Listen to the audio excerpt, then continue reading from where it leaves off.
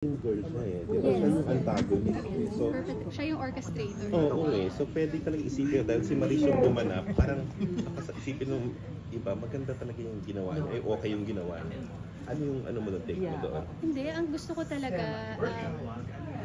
sabi nga ni Derek kanina, interesting eh, because it's a fact. Likeable talaga ang mga taong may underlying issues and mga intentions.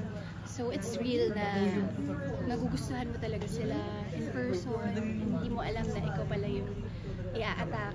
So sana hindi naman talaga nilang sobrang magustuhan yung nakaka-character ko dito, but sana mas magustuhan nila yung message ng pelikula.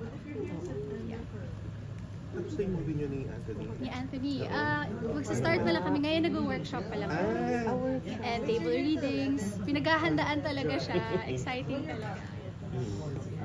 Wow! Kamusta na after neto, nagkaroon ka ng fake buying, nagkaroon ka ng pagod bongga ng karir mo ngayon? How does it feel?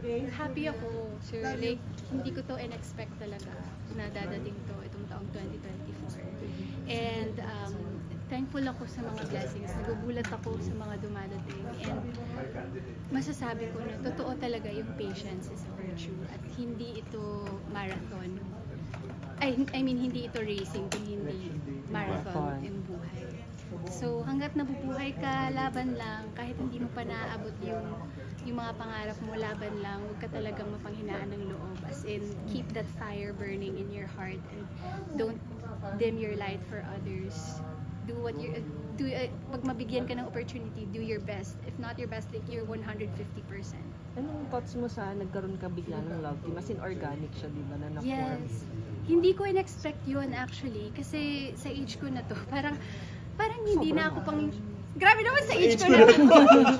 Bata pa ako guys. Itsura mong high schooler ang itsura. High schooler pa ako. Hindi kasi, di ba usually ang love teams naman nagsa-start at 16, ganyan. And then i-groom talaga kayo as you grow older. Hindi ko in-expect yung pagtanggap ng tao sa amin ni Jennings. So, grateful kami, grateful at saka kabila yung mga blessings na dumadating, mga endorsements. So, excited kami sa journey namin together and sa mga future projects na nagagawin together. Love life one. So, like We're good. You're good. Yeah. About the movies lang po. Okay. Gusto ko na yung we're good. Sana yung